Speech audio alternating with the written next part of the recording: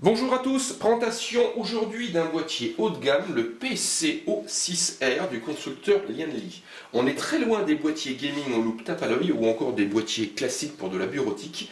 Ici, un mariage d'aluminium et de verre se propose de mettre en avant une configuration micro ATX dont les composants ont été choisis avec soin. Donc, petit tour d'horizon de ce boîtier atypique, facturé tout de même 319 €.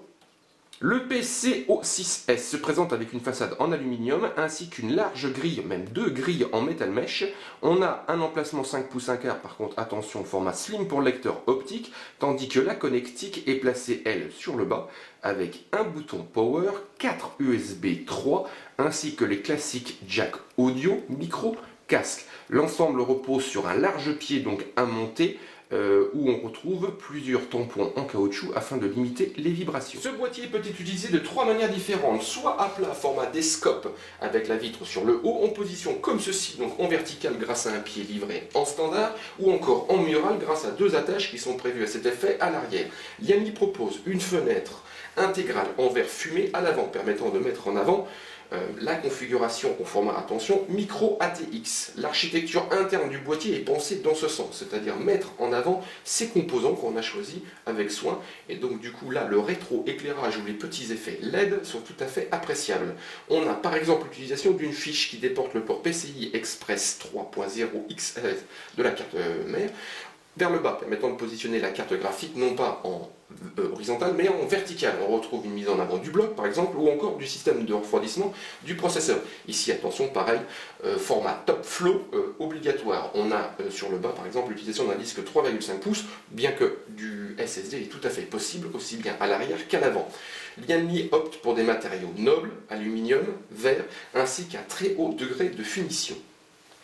L'arrière du boîtier est beaucoup plus classique, on retrouve un panneau amovible par 4 vis à main donnant accès donc au câblage. On a également une grille d'aération filtrée pour l'ajout d'un ventilateur supplémentaire de 140 mm et les deux attaches permettant de positionner le boîtier en mural. L'arrière du boîtier présente un look tout aussi sobre. Ici vous voyez donc la connectique arrière de la carte mère. On a également une grille d'aération afin de faciliter la circulation de l'air interne, ainsi qu'une carte graphique double slot. Le boîtier est équipé de 4 slots d'extension PCI. On remarque sur la gauche les deux orifices pour le passage de câble, avec l'obligation, comme on vous le disait, de mettre en place le câble secteur durant le montage. Pour terminer cette présentation assez rapide du PCO6S du constructeur Lianli, soulignons que la ventilation est confiée à 3 ventilateurs de 120 mm placés sur le haut. On a affaire à des ventilateurs de 3 pins et il est excessivement dommage qu'aucun Rhéobus ne soit présent.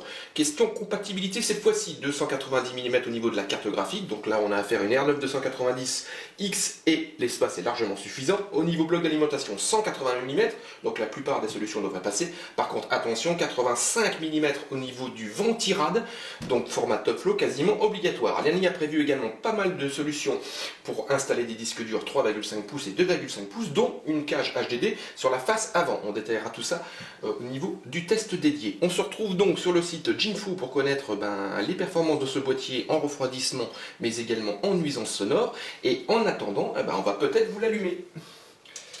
Donc rendez-vous sur Jinfoo pour un test dédié de ce PCO6S du constructeur Lianli, un boîtier très haut de gamme affiché à 319 €.